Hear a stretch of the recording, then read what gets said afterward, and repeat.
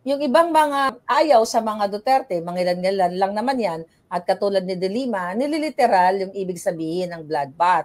Madugo daw ang gusto daw ni Inday Sara ng madugo na labanan doon sa impeachment. So ano yung, alam naman natin si De Lima, matalino naman ito eh. Hindi lang niya siguro ginagamit yung utak niya dahil punong-puno siya ng bitterness or galit sa mga Duterte.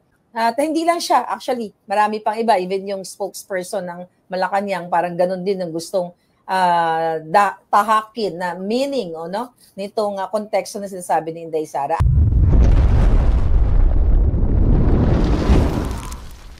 Well, nakakaawa sila sapagkat talaga namang masyadong manipis at napakababaw ng kanilang pangunawa. At sinabi na nga ng bloodbath, alam mo, figure of speech yan eh. Pero sinasabi rin at gamitin ko yung naging pahayag ni Vice President Inday Sara Duterte. Kasi naman, itong mga nagsasabi na literal yung bloodbath, mga anti-Duterte yan since birth. Since birth, yeah. Yun ang term ni Vice President Inday Sara Duterte. At lumalabas talaga na basta't lang may masabi ba, may masabi, kahit naman mali na yung kanila nagiging pahayag, pinapanindigan na lang. Pero tama yung kay Vice President Inday Sara. She's very confident.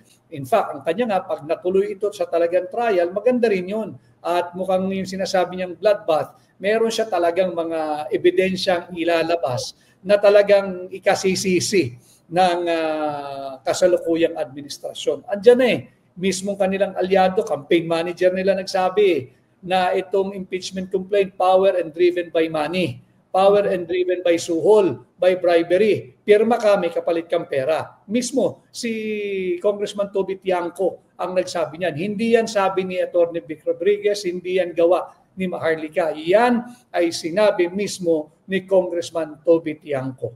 Yeah, so malinaw yan mga kababayan at na-educate kayo ni Atty. Vic patungkol dyan sa bloodbath na yan.